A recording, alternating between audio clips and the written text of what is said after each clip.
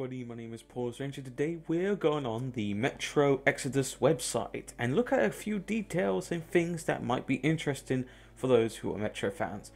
If you do not know, this is the third game in the series, and this is going to be a bit of a different game. I've read some things up at Advanced, but there's some very interesting statistics or ideas for it. Discover the bleak, deadly winter of post-apocalyptic Moscow. So, I will try my best for reading. So this is the front page.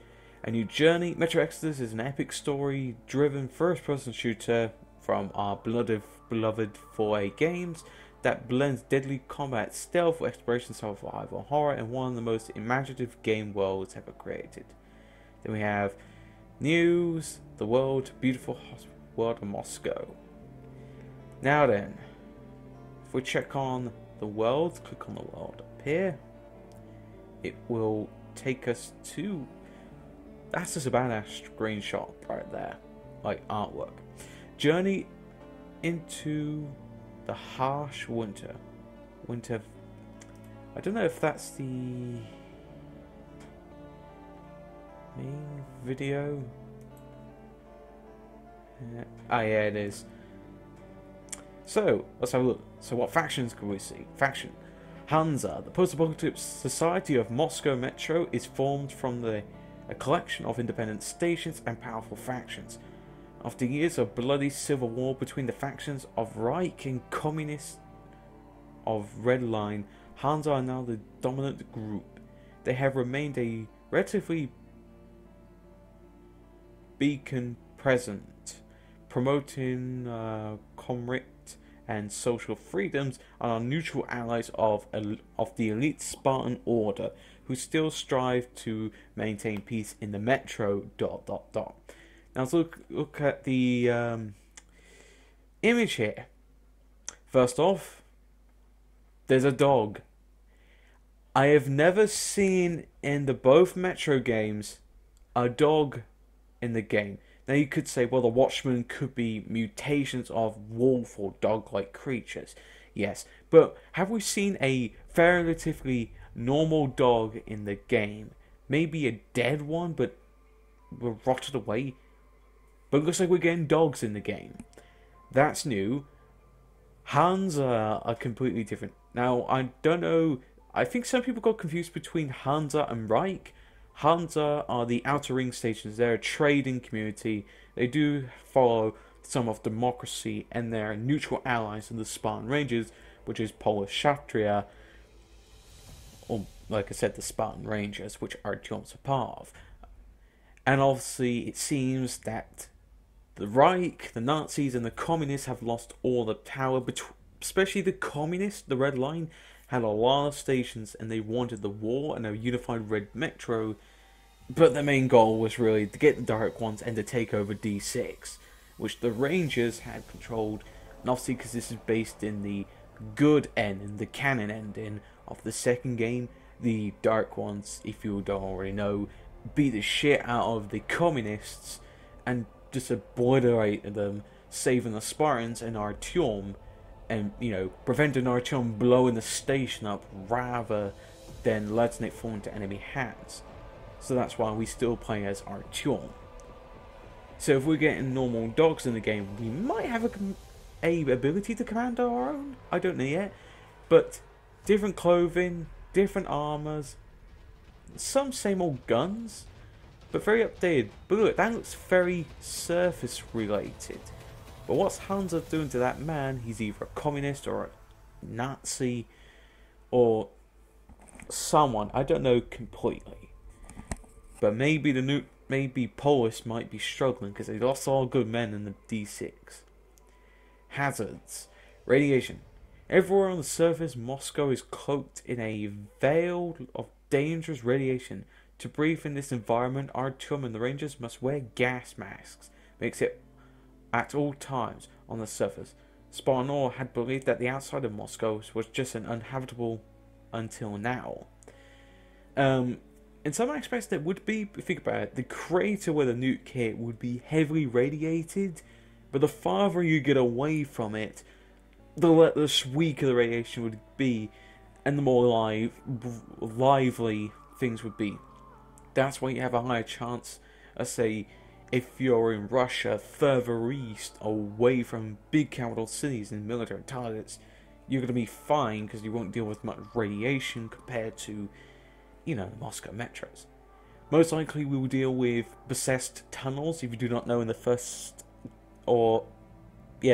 game, depending if you had the original or the Redux, where you meet Khan the first time you go through that tunnel, that specific one will repeats its past over and over again, and if you touch the silhouettes you die and you join that part, so we might run into those tunnels. There was another part with this graveyard-like room. If you can't remember, bodies everywhere, you hallucinate and you just see a giant freaking gate, and you see the small blue one, which obviously your current partner at the time was opening. The big gate opens, a red mist, dead boys. You went in there, you died, he probably would have buggered off somewhere. But obviously enough though, you didn't. You get to there, and the dark one pulls around. But obviously we might run into those type of hazards. Radiation as well, pockets of it where gas mask. Obviously there'll be some parts of the surface that will actually be breathable because of the first trailer. I'm trying to think what other hazards. Mainly, like I said, possessed tunnels that repeat the past, little rooms of death, massive radiation pools, and probably more psychological type of things. Mutants. Demon. The demon, a huge winged beast that is well known to the metro residents as one of the deadliest creatures around.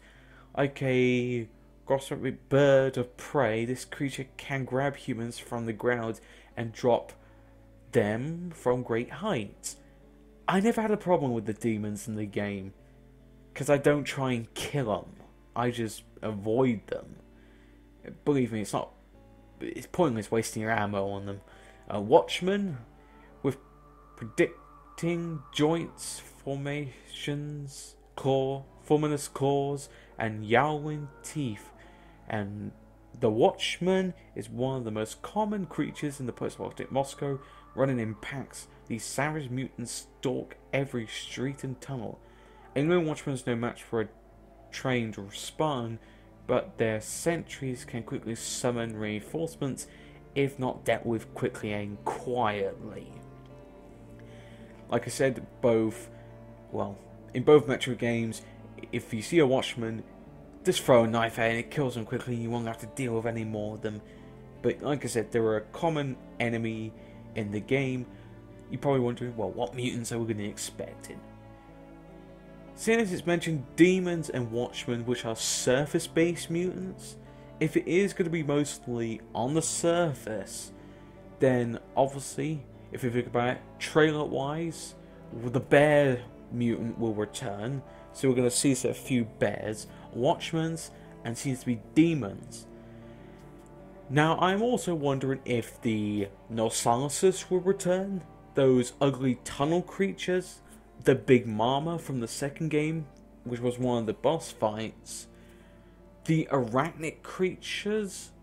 Now, that's an interesting one if they'll return. We got some dog-like wolf creatures, which are like mutated dogs, but they don't seem half aggressive compared to the Watchmen. Those shrimp creatures and a few of the sea creatures that we had from the second game might return. I think a lot of old monsters that we've seen in both games will most likely return updated, probably not so frequent. Because if you remember, both Metro games, Nosalises were the most common mutants you run into, alongside those creepy little stalker ones. And while the Watchmen, you only ever encounter them in the surface and tunnels that are exposed to the surface. And, the arachnid bugs are in cold, dark places, unless you played some of the expansions, well, not really expansions, side stories, particularly the one with another forgotten nuclear silo, which was infested with them. Yeah, but mutant-wise, surface mutants we're most likely going to probably be dealing with compared to the underground. So we'll have some underground parts, but it'll be mostly on the surface. Because think about it, we've been underground for a very long time. I think being on the surface would be a nice idea. How to pull it off, however. Look at this part. Ooh.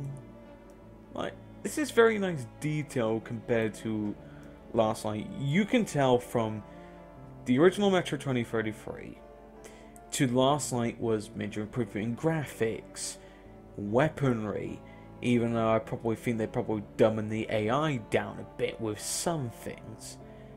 But they've improved it greatly, and oh look, there's a satellite thing that R2 went up and killed the Dark Ones.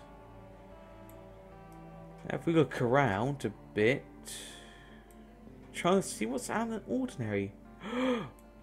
Look over there. 2 watchmen, a mother and a child.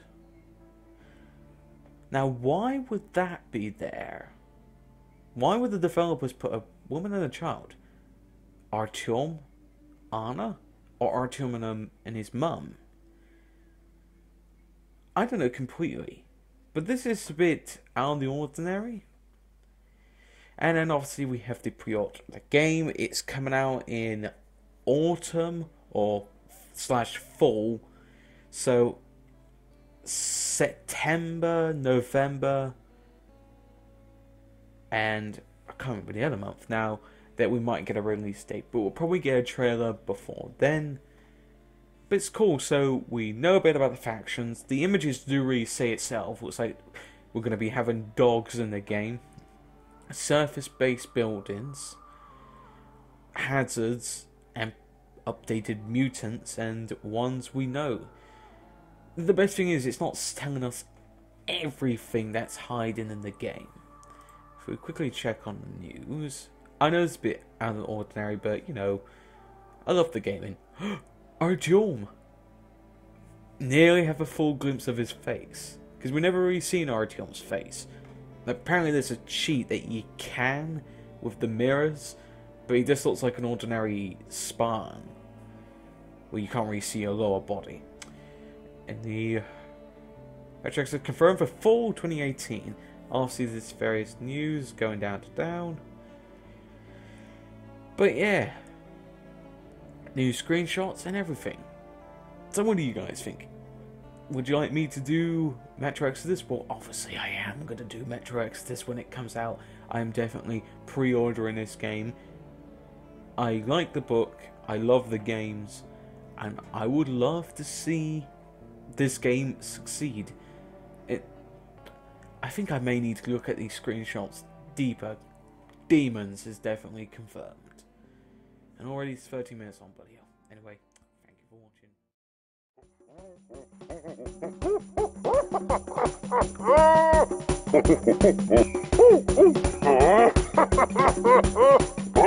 watching.